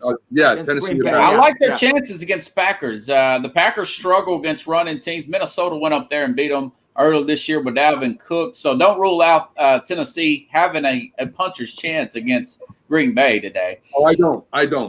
Is Derrick Henry stoppable? I mean, wouldn't you think teams would find a way to key on him and just, basically contain him enough and force Ryan Tannehill to beat you with his arm? Well, they just find a way to move the ball up and down the field. When they line the box, he seems to be able to find the open receiver. When he does that, as soon as they pull off the box a little bit, he seems to, Arthur Smith, another guy, our offensive coordinator, he calls a great game every single week. This guy may get interviewed for jobs. Let me tell you all something, and I'm going to tell you from the football knowledge I have. Your offensive line is arguably the best in the league. And when they run that zone blocking, which it doesn't matter if they stack the box or not, when that offensive line is moving and hitting people, getting helmet to helmet, all Henry has to do is find that little crease. And he does that very well. And when he gets his shoulder square, he's almost unstoppable. Right. He's like Jim Brown. Kind of reminds me of Earl Campbell. You know what I mean? More like John Riggins. I think more like John Riggins, I would think. A little more spot-wise. Yeah, that's another good comparison. I mean, he's really got quickness. You guys how about Otis Anderson? You guys like the Giants? A friend of mine called me and said he thinks he's kind of like Otis Anderson a little bit.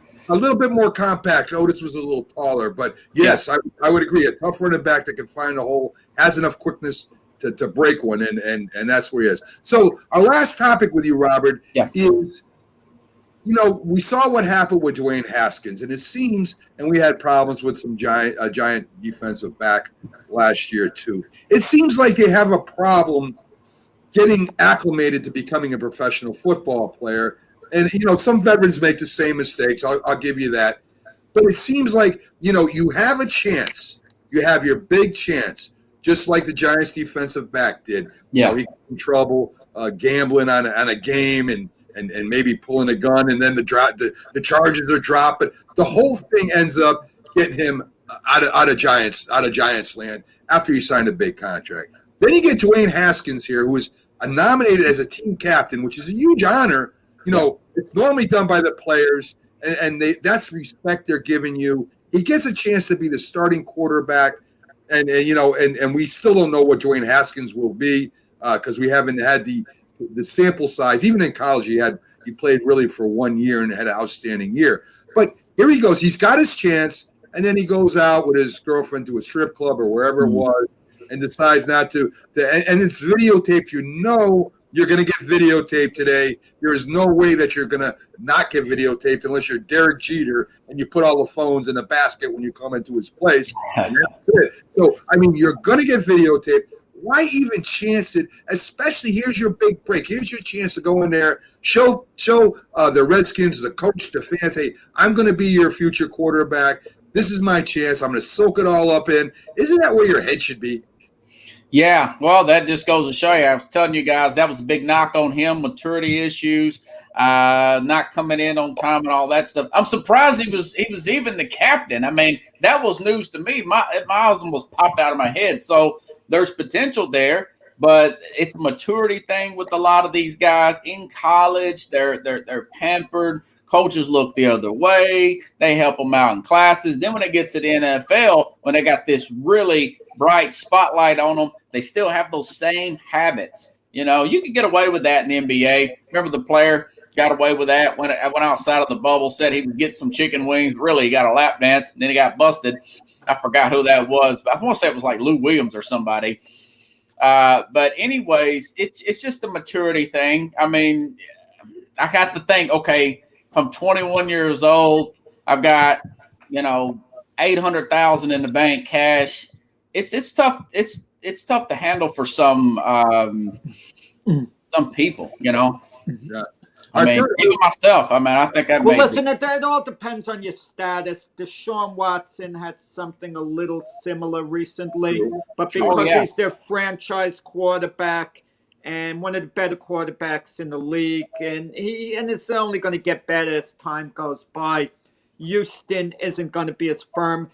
I'm not sure whether Deshaun Watson is one of the captains on Houston, but I could guarantee you the Texans were not going to strip him of being team captain when he'd have something like that. They would just talk to him on the side. But with Dwayne Haskins, just speaking to him is not enough. Washington had to take some type of action. I thought they handled it well. Yeah, I do too. I just think that, you're talking an established quarterback to someone really getting their first chance. Yeah. And that's the only difference there. So our fourth co-host, Buck Flair, says Haskins equals Johnny Manziel. Well, there you go. Maybe so. Well, that may be a little far, but it's an uphill battle. That is a major strike against him when he is auditioning for a quarterback job. And he may be playing today, so he's really got to play well today. But we knew with Johnny Manziel the potential difficulties. No less an authority than Nick Saban thought that Johnny Manziel coming out of college potentially could be a great quarterback if he wouldn't throw it away. And it's unfortunate, he threw it away. And Johnny Manziel would go to the Canadian Football League, I believe. Why do you think he could never find his way back, even as a third-string quarterback, that no one would even want to take a flyer on him, to even put him on an NFL practice squad? Because he's not that old now. Johnny Manziel, I would venture to say, would be about 28 years old now, 28, 29. He's not too old to at least make it onto a practice squad. Why hasn't it happened? Well, he was known to have a drinking problem in college. He didn't make one of the camps because he was hungover too bad. You guys remember that? Yeah. And that stuff follows you. A lot of guys get in issues with bars and stuff. But if you're starting to see domestic issues there, drinking issues there, teams are starting to shy away. Plus, he's an undersized quarterback. If you're an undersized quarterback, you got to be playing well, and you definitely got to be walk the straight and narrow. And have a good attitude against you. Have a good attitude and learn the playbook would help too. Hey, Robert, I want to thank you for coming on, and we always enjoy having you on. Next Sunday, we're getting closer and closer to playoffs. It's starting to get more exciting. Man.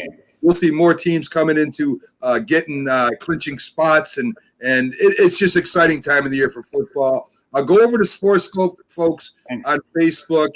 Check him out. He's got a great show. He's running there. All you got to do is follow it. Go there, go to SportsScope, follow it, and you'll see his videos come out as he does them. And we're glad to have him on every Sunday. Thanks again, Robert, for coming in. Good deal, guys. Enjoy the games.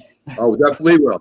So there you go, Jack. Robert Butler, not Palmer, from SportsScope. We enjoy having him on. So after the break, folks, we'll be back and do what we get paid a lot to do, Jack, to break down the NFL games, especially focusing on the locals. So, folks, stick with us. We'll be right back. It won't be that long of a break at all, and we'll give you some of our thoughts on what we expect to happen in the NFL today.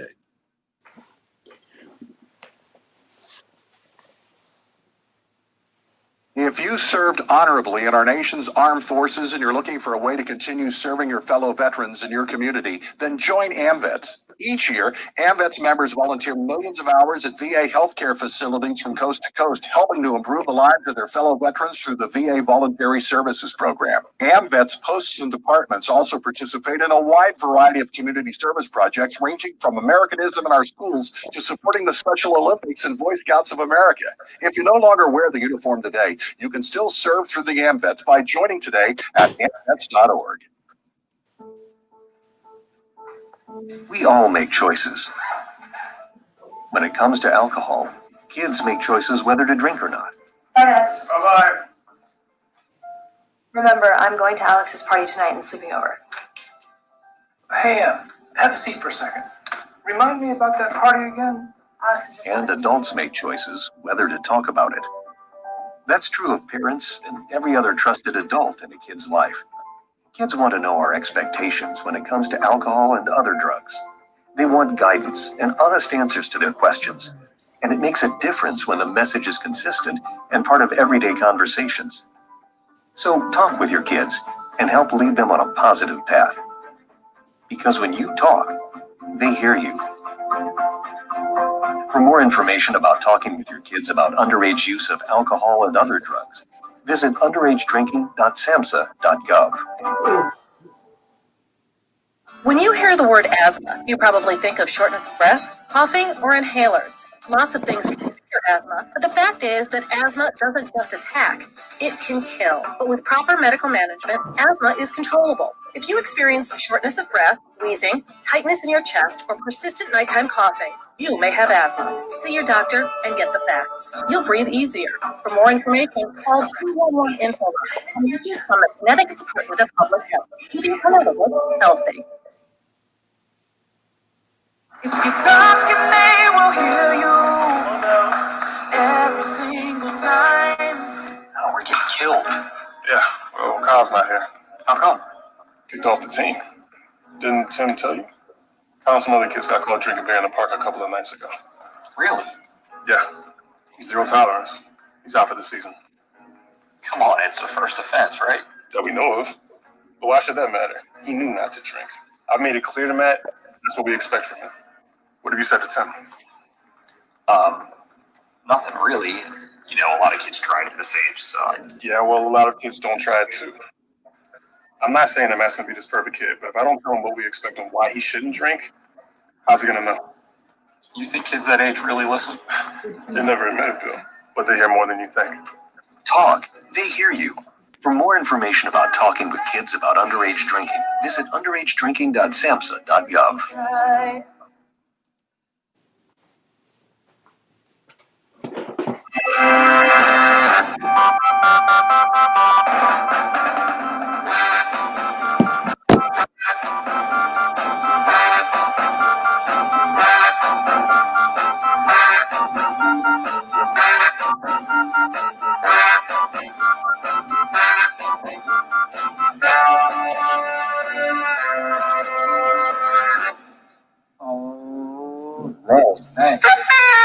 Great song, great song. Last night, Jack, I worked really hard and I missed all the games. So, you know, somebody's last night, I guess, is better than somebody else's last night. Well, I So- couldn't find the 49er Cardinal game. I kept going to my TV guide, right? and I couldn't find any channel. I said, wait a second, CBS, Fox, NBC, ABC, the NFL channel, and I was puzzled. So finally I saw, finally I just saw like on Prime something. Right. What the heck was Prime? Was it on Amazon, this or that? Yeah, And then I hear you. figured, look, the 49ers Cardinals, it's really not that good of a game. But I figured the Cardinals were going to win in all honesty. And then the 49ers upset them. And I kind of would have liked to have seen the game. I was following the news reports as they came in. Yeah, me what too. I don't like about all sports, games end too late. Yeah, I mean, I last agree. night had a great ending, obviously, with the Dolphins coming back and beating the Raiders in dramatic fashion and in controversial fashion as well. But instead of starting these games at 8:15, why not start them 7:15, especially weeknights where people have got to get to work the next day. I mean, you lose a lot of viewers at the end of the game. I mean, these games shouldn't be ending 11:30 at night. They should be ending more like 10:30 at night for people to stay up. That's what I love about the Super Bowl, Mac. They started at 6:20. That's true. And Buck is all over you, Jack, about the Falcons. He's going to mail you a postcard if the Falcons win. So I didn't know you knew him personally, Jack, that he's going to be mailing you a postcard. No, I don't. But I'm going to gain instant credibility with him if the Falcons do. And listen, now the pressure's on me. The Falcons can lose, but if they lose a close game, you'll feel okay. You know, I get out with my dignity intact. Yeah, I agree. Can you imagine the Falcons? I mean, they lose 42-7. How I'm going to look? They can't get blown out. You know, right, if they don't do it, it's got to be competitive. If they lose by a field goal, not bad. If they at least cover the points. I think the Chiefs are favored by 10.5 points last I heard. So at the very least, the Falcons have got to cover the points. But I'm going to pick them to win outright because I feel like the Chiefs are on cruise control, and this is their little bump. I think a loss will do the Chiefs good. I think the Jets could beat the Falcons. Yeah, it'll wake them up, kind of. You know, I mean, with the Jets, slap in the face. The Jets won last week, so anything can happen, Jack. So let's get to the games. All right. So we do have the Browns playing the New York Jets. All our locals are in there. Let's start with the locals before we get to the rest of the game. So the Jets are playing the Browns. They're 9.5-point underdogs. They got the COVID problem over there with 6 players missing the game. You know, and you know, a couple injuries that they're ailed with. If the Jets were to beat the Browns, this would be the time, Jack. I hate the word fluke. People might say the Jet win over the Rams was a fluke. A fluke is if you slip on a banana peel. A fluke could happen on one play. You just trip when you're wide open and don't get to the ball. That's a fluke. The Browns have so many guys out. Yeah. So many guys out. They have no wide receivers, you know, of any type of impact. If the Jets can just do a semi-good job against the Brown running game, they have a legitimate chance to win. And now the Jets really want to win. I mean, they want to win the players all along, but they want to build on what they did last week. They beat the Rams. Imagine they beat the Browns. Yeah. They would have beaten 2 playoff teams in a row, even though the Rams haven't quite clinched the playoff position yet. Yeah. You know, I mean, they'll be psyched. Have the Rams clinched the playoff position? Wow. Not yet. I shouldn't say that for sure. I don't think they have. No. But the thing is, it's the Jets are going to give the Browns a heck of a game. And listen, and the Browns are hurting, so on. And it's, I give the Jets a legitimate chance now of winning that game. Yeah, so that's Jack's pick right there. He's saying that the Jets are going to pull out. I'll go with the Jets. Right? All right, I'm going to go with the Jets to beat the Browns. It's going to be a day of upsets. The Falcons over the Chiefs. I wish I had the guts to pick the 49ers over the Cardinals. I didn't. Okay. But, yeah. So we have a few games where the locals are playing each other, Jack. We got Philadelphia and Dallas. Very interesting game to me. I mean, you know, the Cowboys still have probably the best talent in the NFC East. You got Hurts starting. Can he keep up the magic, running them wide receivers open? Will the Eagles' defense play really well again? You know, I'm not sure who's going to win this game, Jack. I mean, I'm going to go with Philadelphia. I'm going to pick Philadelphia. My heart's with the locals. I'm going with Philly. And I think that the Eagles, if they can slow down, put pressure on Dalton. Dalton doesn't move as good as he used to. He was never a great running quarterback, but he could break out and pick out that first down when he was younger. I think the Eagles have a legitimate shot, especially with that running game. If they use them 2 backs right and their 2 backs are averaging some of the biggest yardage per carry in the league. So if they get that running game going and Hurts can add to that running game and bring some excitement, I think they beat the Cowboys. No, Hurts gets to play with Deshaun Jackson for the first time. Yeah. And it's easy to forget Deshaun Jackson is an elite wide receiver. That's going to help Jalen Hurts out like a great deal. Cowboys, they had no players going to the Pro Bowl. Yeah. None at all. So we have an image of the Cowboys called America's team. They have all this talent from all these positions, Lamb, Cooper's, their wideouts, Ezekiel Elliott running the ball. Sure. We have this image of them, but I mean, they're a flawed team, basically. And just because the game's in Dallas, big deal. Okay? Yeah. Well, they'll have deal. fans. I just think the Eagles, get it done today. But Washington looks like they have a stranglehold on the division. Unless Washington is to slip up big time against Carolina today. Possible, Jack. But Ron Rivera's playing his old team at Yeah. the Carolina Panthers. And if the Washington players like Ron Rivera as much as we think they do, if they bought into his philosophy as much as we think they do, they're aware of what this game means to Ron Rivera. Ron Rivera, he has had this cancer scare this year where he's had to take some time off and it's come back. Yeah, definitely. And if he could show that type of intestinal fortitude, staying the course with all he's gone through this year, I believe the Redskins are going to respond to him. They're going to beat Carolina. And I think they're going to do it, I think, somewhat handily, 7 to 10 points. I shouldn't say that's handily, but they're going to beat Carolina one way or the other. And put the division out of reach for both the Eagles and the Cowboys, whoever should emerge as the winner of that game. I don't necessarily agree with you, Jack, but let's get to the Bills versus the Patriots. If the Patriots were half the team they were a few years ago, this would be an outstanding game. I don't think the Patriots match up well against the Buffalo Bills this year, especially with their offense. Their defense of the Bills is better, believe it or not, than it was in the beginning of the year. They had a great defense as little as a year, 2 years ago. I like the Bills beating the Patriots today. I think Josh Allen will be way too much for the Patriots and Diggs. They have a decent running game.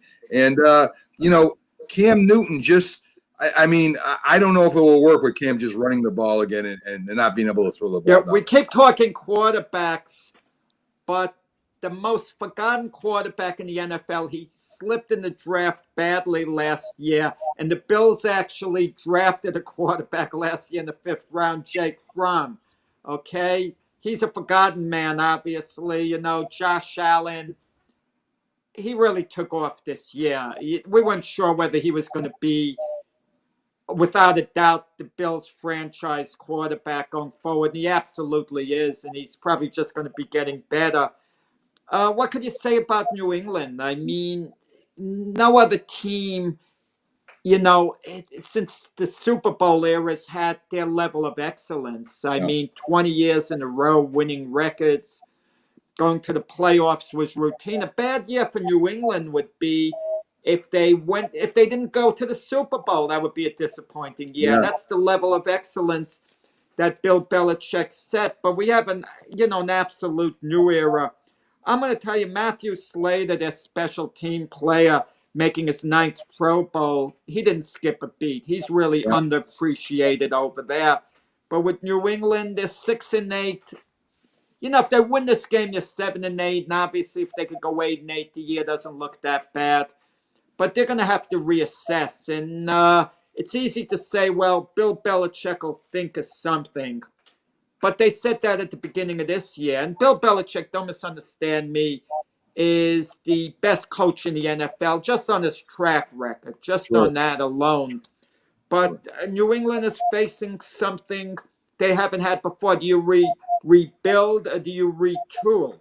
Yeah. And I kind of feel you rebuild there because their secondary, is old. The guys in their, in their 30s. Gilmore, McCourtney, so on. I feel are going to have to rebuild this offseason. I definitely agree. Start over. I definitely agree. They need talent over there, and the draft. The way Bill Belichick is drafted has worked for years. This year, it didn't really work for this year anyway. I think the biggest hit they took was that a wide receiver and a quarterback, and you got to score points. You can win games on just defense only so much. This is not 1985, and even the Bears could throw the ball down the field in that year, and the Patriots just can't do that. So I guess we're both going with Buffalo, Jack, in this pick. Yeah. I think we're both going to say that they should win. Years of resentment built up there in Buffalo when they had decent teams and the Patriots still beat them. I think this is the game that all comes out. We got one more, Jack, and a lot of people are saying the Ravens are just going to destroy the Giants. I don't believe that.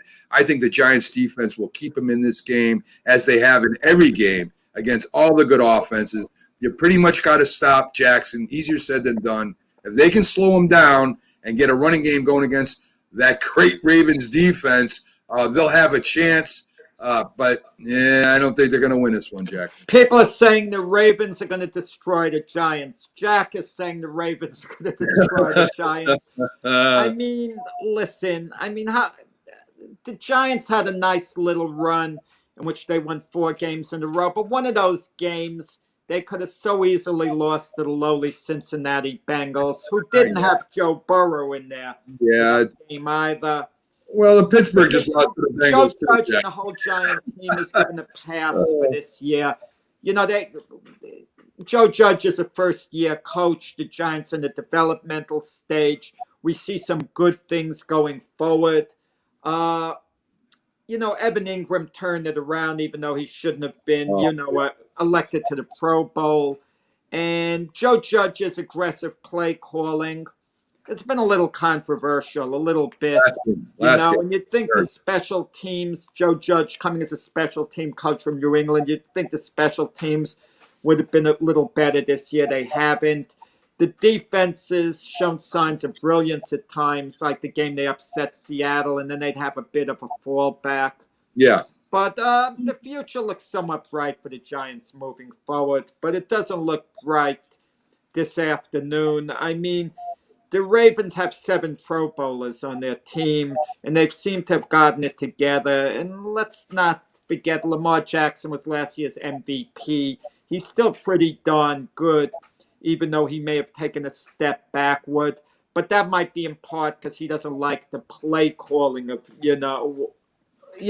that's come down to him, certain plays he wants to run. But then again, they're trying to protect Lamar Jackson. You can't just run on each play as much as he likes that option because he's the best running quarterback in the NFL. But when all said and done, easy win for the Ravens today. Let's call it 24-7. Oh my God, Jack! I think it's more of 13-10, Jack. I think it's going to be that close. Okay, With my head, the Ravens win, but with my heart, there it is, Jack. So we'll see what happens. I'm really interested in seeing how the Giants respond to playing against a legitimate playoff team, and we'll see what they can do. So we got the Bears and the Jags. We talked about it a little bit with Anthony. I really believe the Jags are going to give the Bears everything they can handle today, Jack. I think the Bears win, though. Well, if the Bears win the next 2 games in the playoffs, they got a wonderful Christmas gift from the San Francisco 49ers when they beat the Arizona Cardinals yesterday. They couldn't have gotten a better gift. Wow. They just have to win their next 2 games, and they're there. And you would think they would take care of business against Jacksonville, but then their final game of the year is against Green Bay.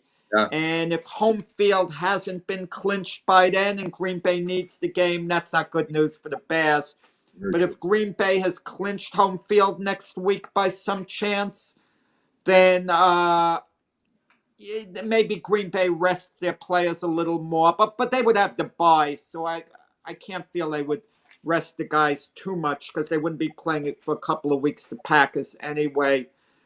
But like we were saying before, it would do Jacksonville some good to actually lose the game, but they'll be playing hard to win. It's irrelevant to the players. No doubt. They got to for next year, Jack. Playing for next year. I would think the Bears are going to beat the Jaguars, even though the Jaguars have lost a lot of close games.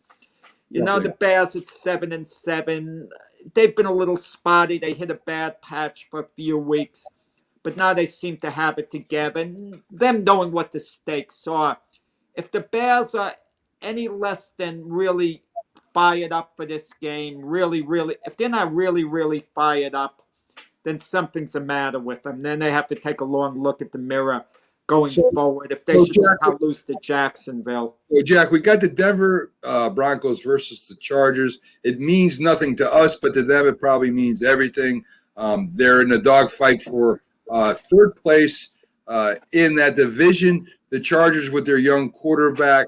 A lot of people thought that he was going to Justin Herbert, that he wasn't as good as the other ones taken to and Burrows. And I'll tell you right now, he's showing that he belongs right there with him, if not better than to right now. He's exciting. The Chargers look like they're building on something, and it looks like the Denver Broncos. Well, are they really building on something, the Chargers? This is Anthony Lynn's fourth year there. Yeah, I believe they are. They did make the playoffs for 2 of the years, and he actually had a 12-4 record one year. Right now they're 5-9. He's coached very poorly this year. Lots of bad decisions. It started before the season. Tyrod Taylor was a starter, and he said if Tyrod Taylor plays well, he's going to start next year as well. That's what Anthony Lynn was saying.